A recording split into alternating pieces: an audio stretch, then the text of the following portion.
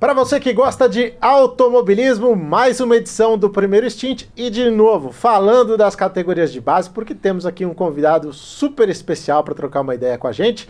Tô falando do Caio Collet, Caio que é piloto campeão da Fórmula 4 francesa, vice-campeão da Fórmula Renault, também aí um dos quase recordistas de pódios da Fórmula 3, esse é um dado interessante também, né?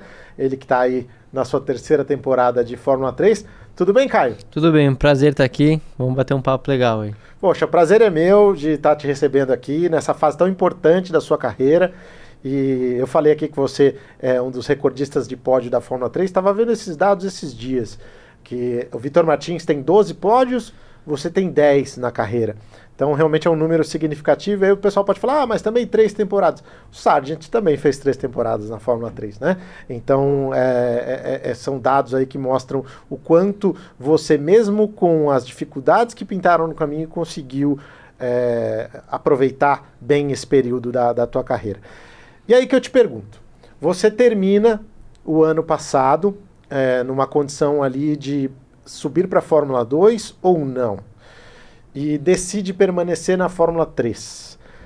Você, olhando em retrospectiva, tá feliz com a decisão? Acho que foi a coisa certa ter sido feita? Eu acho que sim. Olhando no ano passado, realmente a gente estava num lugar onde não sabia que decisão que ia tomar, se a gente saía desse caminho de monoposto, ia para o WEC, a gente tinha ofertas na mesa ali. E no final das contas, o Gastão... Realmente eu não estava muito bem para tomar essa decisão, e o Gastão meio que tomou as rédeas ali e falou, ó, tem essa proposta da VAR, eu acho que é uma proposta muito boa, de continuidade, você pode também, a gente tem a opção, lógico que depende muito da equipe, depende deles, mas de subir para a Fórmula 2 no ano que vem, em 2024, e você vai fazer um ano de Fórmula 3 para ajudar a equipe, é o segundo ano da equipe na categoria, então eles precisam crescer como equipe e precisam de um piloto experiente e querem que você faça parte desse projeto. E eu realmente não sabia muito para onde ir, acho que a temporada ano passado foi bem difícil para mim, e eu falei, cara, vamos aí, realmente não tem muito mais para onde ir, e acho que hoje em dia, se não fosse o Gastão, eu não sei o que eu teria feito, mas com certeza eu teria arrependido de não tomar essa decisão. Então, para mim foi uma decisão muito boa. Eu lembro que eu até comentei com ele, eu lembro no Bahrein, quando a gente chegou na primeira etapa, eu estava super animado, ainda estou bastante animado com a temporada que eu fiz, eu fiquei bem feliz. E eu falei, cara, muito obrigado por ter me ajudado a ter tomado essa decisão, ter ido atrás e corrido atrás desse contrato, dessa proposta, porque realmente se não fosse você, acho que eu não estaria aqui hoje. Então eu fiquei muito feliz com isso, e lógico que tem que agradecer muito a VAR e a ele por essa oportunidade, mas na minha visão foi realmente a coisa certa a se fazer. E é um detalhe importante, né, que às vezes as pessoas não se dão conta do quanto isso é relevante, porque às vezes o piloto sai 1 centímetro ali do caminho que ele estava trilhando, o sonho da Fórmula 1 ele já deixa de ficar tão claro. Então eu acho que a sua decisão mostrou o quanto você ainda quer chegar lá. E eu acho que isso é muito válido, porque as portas da Fórmula 1 elas se abrem muito raramente e dificilmente para quem tomou o outro caminho. Claro que pode acontecer, mas, enfim, insistir até o ponto em que for possível. Agora vamos voltar para o ponto em que você me fala que existia a possibilidade de fazer esse ano e pensar em 2024 Fórmula 2. Essa conversa ainda existe com a própria VAR? Como é que está a situação? Sim, ainda existe. Lógico que nosso objetivo ano que vem é subir para a Fórmula 2. Realmente eu não vejo uma outra opção a não ser tentar outros caminhos. Realmente mais um ano de Fórmula 3 não existe essa possibilidade. Então acho que é o nosso principal objetivo. O plano A é subir para a Fórmula 2. Agora a gente recebeu também outras ofertas de outras equipes. Acho que a gente fez uma temporada muito decente esse ano, nas condições que a gente estava, a gente conseguiu mostrar um bom trabalho em diferentes finais de semana. Lógico que foi uma temporada um pouquinho montanha-russa, com finais de semana muito bons, finais de semana muito ruins, mas acho que dentro do possível a gente fez uma temporada boa. Lógico que ainda tem mais uma etapa em Monza agora, mas temos algumas opções sim, mas agora tem que correr atrás de patrocínio e tudo mais. Essa é geralmente a parte mais complicada, né? A gente está falando de um investimento muito grande e um salto muito grande até de investimento entre Fórmula 3 e Fórmula 2. Nesse sentido, você tem alguma coisa encaminhada? Quer falar dos teus parceiros? Quem é que te apoia hoje nessa caminhada? Hoje a gente está com a Estrela Galícia, com a Oakberry, com a Stuttgart. Lógico, a VAR também foi uma grande apoiadora esse ano. E ainda estou trabalhando com o Nicolas, eu ainda tenho algum link com a academia da Alpine. Mas esses são meus maiores patrocinadores no dia de hoje. A gente espera renovar para o ano que vem e buscar também mais alguns, porque realmente vai precisar. Ó, quem quiser patrocinar o Caio Collet, só entrar em contato aqui nos comentários, a gente dá um jeitinho, eu peço só 10%, não é muito. Caio, você falou do Gastão Fraguas, piloto brasileiro, campeão mundial de kart, e falou também do Nicolas Todi, seu empresário, filho do Jean Todt, que durante muitos anos foi chefe da Ferrari e também presidente da FIA. Qual o papel de cada um deles na sua carreira? Como é que eles se dividem aí, pra gente entender melhor? O Gastão foi realmente o que iniciou a minha carreira, deu o pontapé inicial, foi ele que me levou para a Europa para andar de kart. Estava correndo aqui no Brasil desde que eu comecei, né, em 2008, 2009, até 2014, 2015.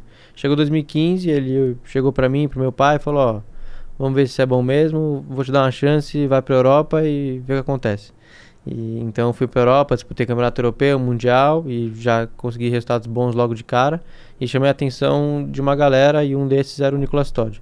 E aí no final de 2016, em 2016 eu fui para a equipe dele de kart, que era a Birauart na época, e fiz um ano lá e foi meio que um ano de teste para ele ver como que eu me saía, como que eu trabalhava, como que era minha relação com a equipe e tudo mais. E eu fui bem nesse ano também. E aí no final desse ano, no final de 2016, eu assinei um contrato com o Nicolas. Mas os dois fazem parte da minha carreira. Lógico que o Nicolas tem um papel maior em decisão de para onde eu vou, para que equipe que eu vou, ele que negocia a maioria dos contratos. Mas o Gastão também é o meu dia a dia, realmente a minha base, é tudo que acontece no meu dia a dia diário, é o Gastão que lida e que reporta com o Nicolas. Então é uma relação meio que paralela, os dois estão cuidando da minha carreira ao mesmo tempo. Bom, você falou da questão da Alpine, que você ainda mantém um link, a gente vê no seu macacão, a marca Alpine ali presente. Como é que ela entrou na tua vida? Em que momento que isso aconteceu e o que isso te trouxe até hoje de positivo? Muitos benefícios. Eu acho que ela entrou comigo quando eu fui campeão da Fórmula 4 francesa. Com o título, eu fui fazer parte da academia de pilotos da Renault na época e depois virou Alpine. Então eu fiquei 4 anos lá dentro. Esse ano eu tô linkado, não tô diretamente participando da academia, mas tô meio que de escanteio, só esperando ver o que acontece. É basicamente isso. Tá no radar. Tô no radar, então eles vão esperar meio que a minha decisão pro ano que vem, o que eu posso fazer, para ver se eles continuam ou não. Então realmente eles não quiseram me deixar de lado, mas também não tô fazendo parte totalmente da academia. Então para mim foi uma decisão boa, acho que também realmente no final do ano passado foi difícil para todos nós, mas desde que eu entrei até ano passado, por exemplo, eles me ajudavam muito, não só financeiramente, mas como toda uma estrutura dentro da Europa. Então eu morava perto da fábrica de Fórmula 1, eu ia lá todo dia treinar, eu tinha acesso a engenheiro, aos preparadores físicos, então acho que isso foi uma grande ajuda para o desenvolvimento da minha carreira, não só como piloto, mas também como pessoa. Contato com os caras da Fórmula 1, você tinha também? Alonso, essa turma toda? Isso era um pouco mais difícil, acho que as nossas agendas realmente eram muito, muito diferentes. Então, lógico que alguns dias, quando eu estava na fábrica, eles também vinham fazer simulador, mas atividades entre a academia e os pilotos de Fórmula 1 eram só em eventos para patrocinadores ou algum evento na pista que realmente você precisava do grupo inteiro para tirar uma foto ou para fazer algum evento com um patrocinador. Lógico que você integrava o grupo inteiro, mas no dia a dia assim realmente era muito difícil. Você fez simulador de Fórmula 1 já? Eu fiz um dia. Fez um dia. Para o teste que você fez depois em Paul Ricard, não? Não teve a ver, mas eu fiz um dia só para me testarem, para eu testar um pouco também, e é surreal. Isso que eu ia te perguntar. Pouca gente sabe, porque o Caio, ainda bem jovem, teve a chance de guiar o Fórmula 1 da Renault, porque ele ia fazer uma apresentação aqui no Brasil, e fez essa apresentação. Como é que foi aquele momento de sentar num carro? Não me lembro se era o RS17, enfim. Era o Lotus de 2012. Isso aí, do Kimi Raikkonen, né? Era um baita carro, e de uma época que a Fórmula 1 performava em tempos espetaculares, né? Como é que foi tua sensação ao entrar naquele carro ali e ver que você estava tão perto do teu sonho? Para mim foi um dos momentos mais marcantes e incríveis que eu tive na minha carreira. Eu lembro muito bem, eu não era o cara para fazer essa apresentação, e foi um final de semana em Hockenheim, eu estava correndo de Fórmula Renault. Foi o meu melhor final de semana da Fórmula Renault, eu tive 2 pódios em seguida, disputei a vitória até a última volta.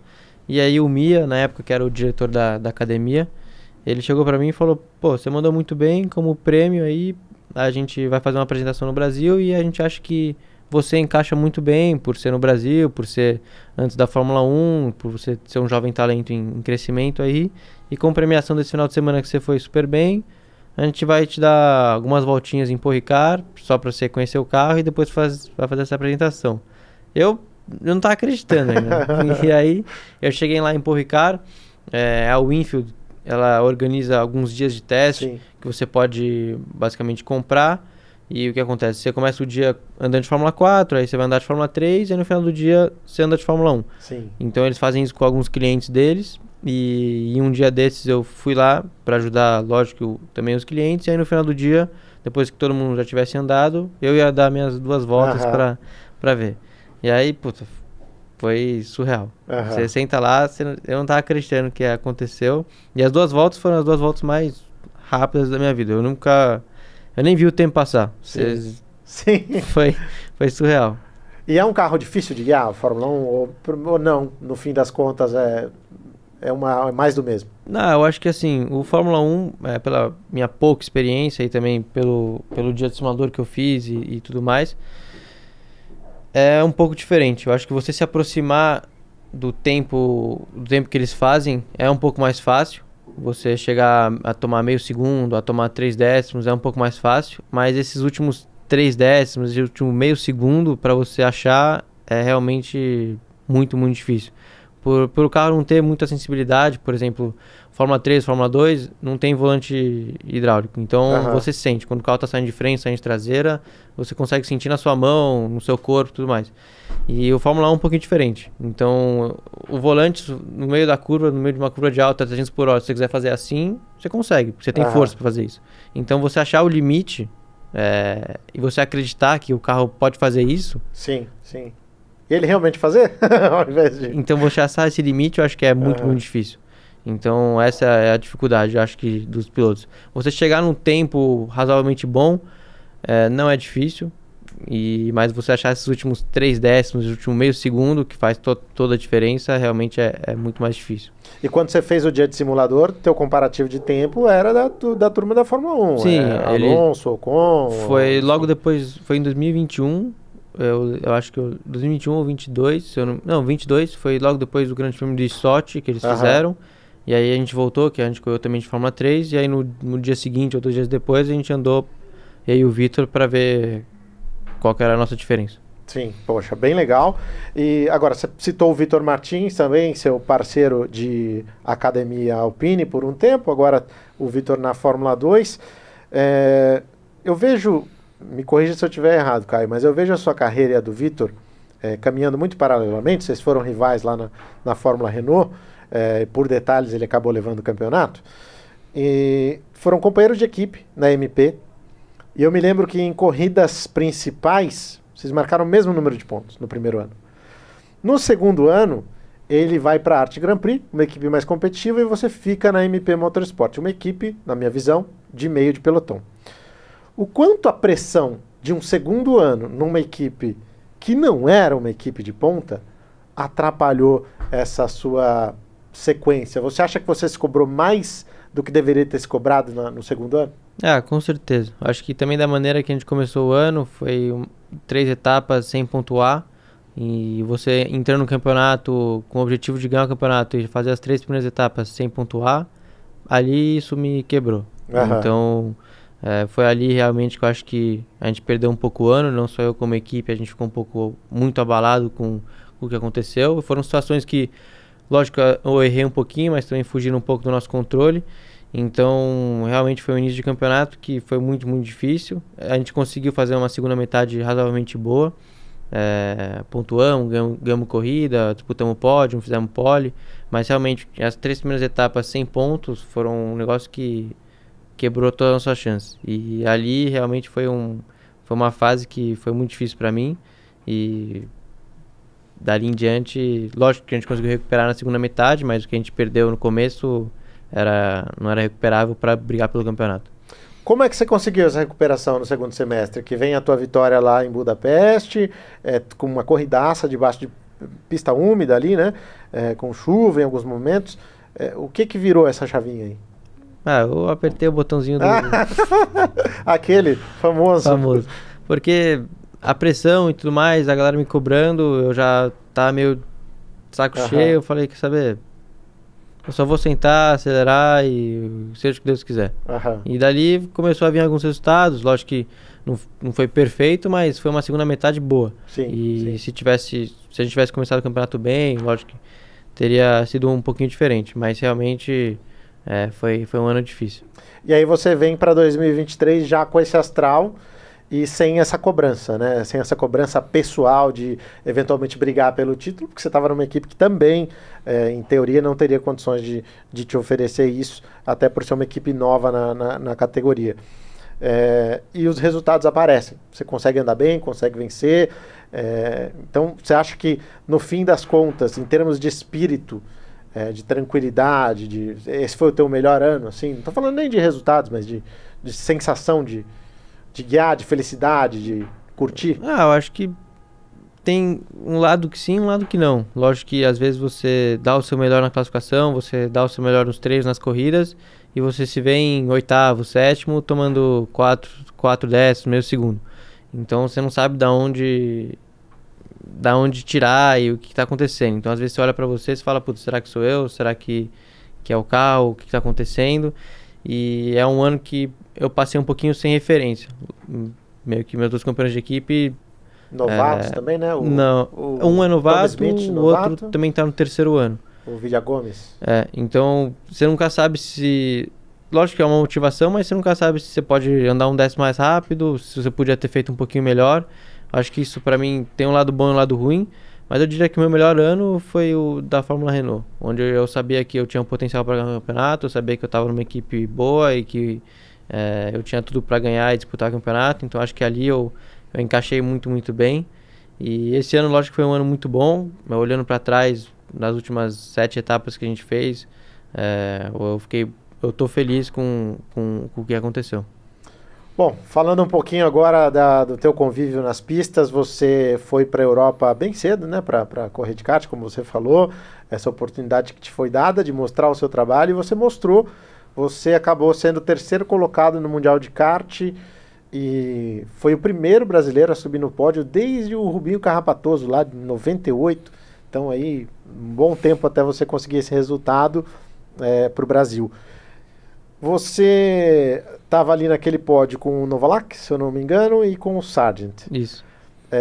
Como é que é a sua relação com esses caras? Assim, a turma, vocês convivem bem? Quem são os seus amigos hoje? Guarda amigos daquela época? Muito. O Novalak, acho que é um dos meus melhores amigos até hoje, desde aquela época. Naquela época, realmente, eu tenho uma história engraçada daquele Mundial, porque... O meu inglês não era lá aquelas coisas quando eu cheguei na Europa. E eu cheguei meio de paraquedas. Então ninguém sabia quem que eu era. Eu também nunca tinha muito acompanhado campeonato europeu. Não sabia muito o que estava acontecendo. Eu era bem ingênuo, jovem. Eu achava que se eu fosse campeão brasileiro de kart, eu era o próximo Ayrton Senna. Então era essa a minha mentalidade. Eu cheguei na Europa meio que... Eu acho que isso me ajudou muito. Eu olhava para os outros caras... Tipo, eu não sabia da história deles, não sabia que eles tinham ganhado um campeonato mundial, um campeonato europeu. Pra mim não fazia a menor diferença. Eu chegava lá, Se ele não tivesse corrido na Granja Viana, eu não respeitava ninguém. Então, Justo. com essa mentalidade, acho que isso me ajudou a andar muito bem, muito rápido. E disputar as corridas logo cedo. A minha primeira corrida eu já fui segundo no Campeonato Europeu, então já cheguei meio que a galera olhou e falou, quem que é esse cara? E então eu não sabia muito falar inglês, e eu lembro que na final do Mundial, até hoje eu dou risada com o Novalak, o Sargent largava em primeiro, o Novalak em terceiro e eu em quinto. E aí ele chegou pra mim, ele era da Tony Kart de fábrica, eu era Cosmics, eram equipes satélites, então a gente trocava dados, se falava. E aí ele chegou pra mim no grid assim e falou, o Sargent era voador, era um negócio surreal assim, se a gente não conseguisse passar ele logo no começo, ele ia abrir e ganhar o Mundial. Equipamento ou braço? Ou os dois? Os dois, ele tava num conjunto muito forte ali. Sim. E a gente sabia que se ele abrisse um pouquinho logo no começo, era impossível ganhar dele. Então ele chegou pra mim e falou, não me passa na primeira volta, porque na segunda volta ou na terceira eu vou me jogar pra cima dele e dali a gente briga, mas não deixa ele abrir. E eu não entendi muito bem, né? E aí a gente largou, a gente foi pra primeiro, segundo, terceiro, e normalmente quando você tá ali em segundo, terceiro, você dá uma fechadinha, primeira volta, não sei o quê, e o Novalak não me fechava. Aí eu achei meio estranho assim. Aí na última curva da primeira volta eu, me joguei. Me joguei e comecei a ir pra cima do Sargent. Só que eu me joguei e a gente perdeu um pouquinho de tempo. Sim, e ele abriu aquele gapzinho de 3, 4 décimos e depois a gente nunca mais pegou. E aí o Novalak me passou, a gente chegou em segundo, terceiro muito perto e o Sargent abriu um segundo e pouquinho da gente. E eu lembro que depois do pódio ele falou, brigou comigo assim, por que você me passou? Eu falei pra você não me passar, eu não tranquei pra gente tentar chegar no Sargent. E eu, já tava feliz ali, eu falei, cara, eu não falo muito bem inglês, eu não entendi. E aí hoje a gente dá risada, mas na época foi bem legal. Falha de comunicação total ali. E, cara, Campeonato Mundial, Sargent ganhou. E hoje ele tá lá, tá na Fórmula 1, piloto da Williams. E é um cara que também teve um momento da carreira, acho que assim como você, que as coisas fugiram um pouco do controle, que ele não tinha patrocínio para subir, enfim, e conseguiu reverter. Mas não é isso que eu quero te ouvir a respeito. Ele tá lá na Fórmula 1 e tá sofrendo pra caramba. Você confia no potencial dele? Você acha que ele é um cara que pode permanecer lá? Ou você acha que a coisa já tá na corda bamba? Não, acho que olhando nos resultados que ele tem, se ele não tiver uma melhora nesse segundo semestre, infelizmente vão colocar outra pessoa lá. Até porque a diferença do álbum para ele é representativa e a gente pode acompanhar que ele não tá meio que chegando perto e dando uma encostada. Ele meio que fica nessa diferença. Então acho que é um pouco difícil. Lógico que se ele tiver uma evolução grande nesse segundo semestre e conseguir andar junto com o álbum ou até um pouquinho na frente, ele com certeza merece ficar. Mas se realmente não conseguir tirar esse gap, essa diferença, eu acho que ano que vem vão colocar outra pessoa. Mas na tua visão, é F1 material ou... Não, ele não vai ver. Tá? Ele fala mal português também, não sei.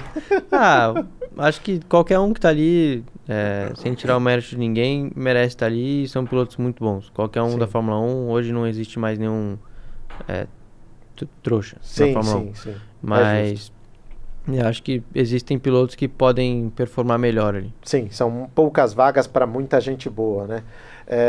Agora, você andou com o Piastri também muito tempo, bateram roda muito tempo, e é um cara que se adaptou mais rapidamente. Claro que o carro da Williams também não é o carro que a McLaren oferece hoje para o Piastri. No começo do ano foi ruim, mas agora ele está muito bem.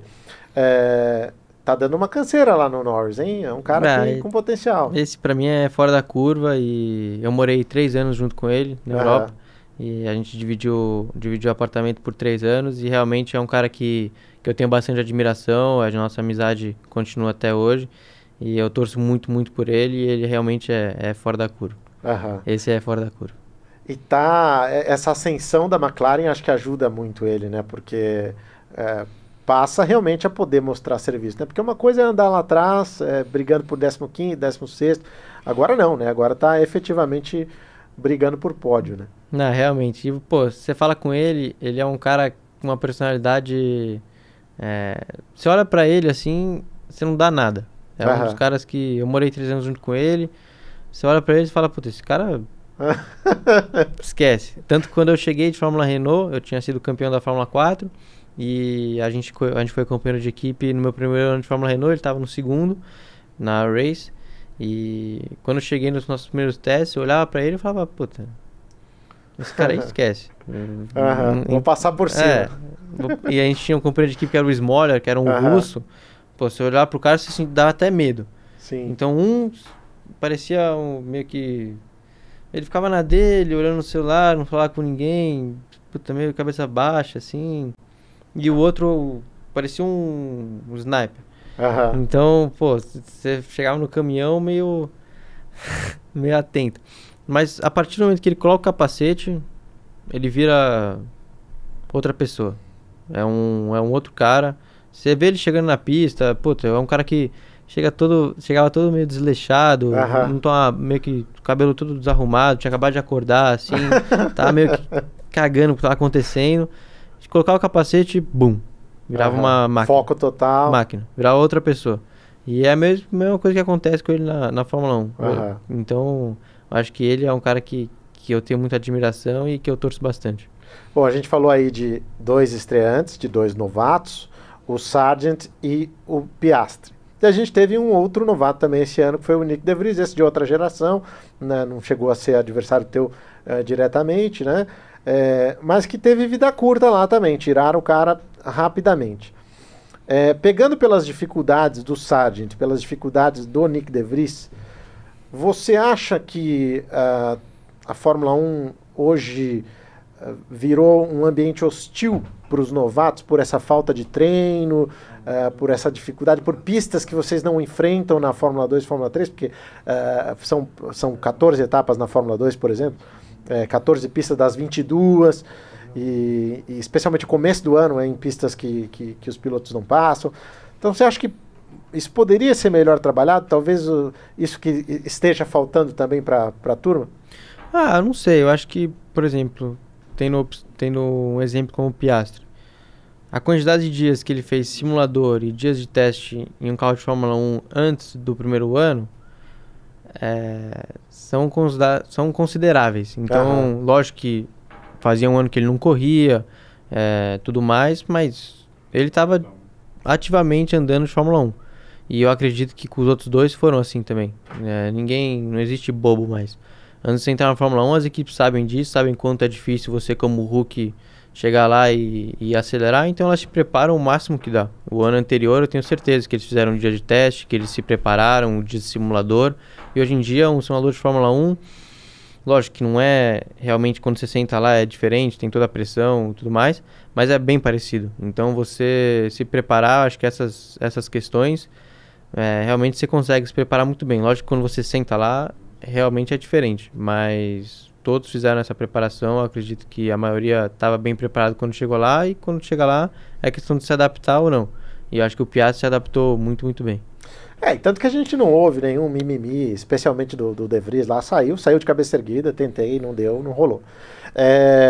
Entrando no assunto De Vries, agora, recentemente, num dos pódios que você pegou, a gente teve uma imagem emblemática de você conversando ali com o Helmut Marko. Uma cochichadinha ali, 2, 3 palavras. É um cara que você mantém no radar? É um cara com quem você se dá bem? É uma marca que a gente pode te ver um dia como parceiro? Eu tô, lógico que aberto para qualquer oportunidade, né? Basta entregar resultado. Acho que na minha visão hoje em dia, eu tenho que entregar resultado. Se eu quiser fazer parte de alguma... lógico que eu tenho a Alpine linkada, mas se eu quiser fazer parte de alguma academia realmente, eu tenho que entregar resultado. Então, qualquer porta que se abrir, pode ter certeza que a gente vai querer ir. No momento, você não tem nada fechado para 2024? Não. Nem a Alpine, nenhuma outra academia? Não. Entendi. Agora, para o pessoal entender exatamente como é o trabalho de um piloto de academia, né?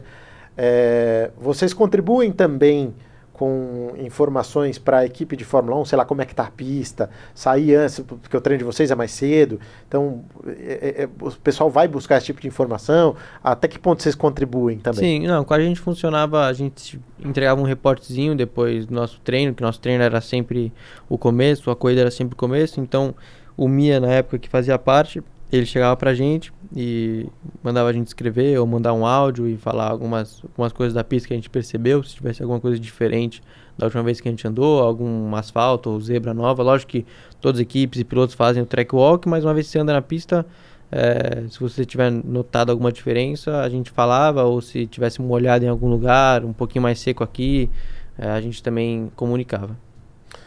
Caio, quero te desejar muita sorte, que tudo dê certo lá em Monza para fechar essa temporada no mais alto possível e que isso também te ajude aí nessa caminhada, porque serão longos meses, né? Aí a gente vai ter pelo menos uns 6 meses aí até a abertura da próxima temporada. Então, boa sorte, que você traga mais um grande resultado e que a gente possa te ver brilhando nas pistas em 2024 também. Obrigado, espero que você esteja comentando Monza também com a gente e vamos para cima, temos que correr atrás bastante aí para 2024 e se Deus quiser vai dar tudo certo. Valeu, pessoal. É isso. Se vocês quiserem participar do papo aqui, só deixar os comentários aí abaixo. E, claro, inscreva-se no canal também. Isso é muito importante. A gente está chegando perto aí dos 30 mil inscritos. E só você pode ajudar a gente a chegar lá, tá bom? Compartilhe também o vídeo com quem você quiser, além de deixar o seu like. Tá bom? Da minha parte, um grande abraço e até a próxima. Tchau!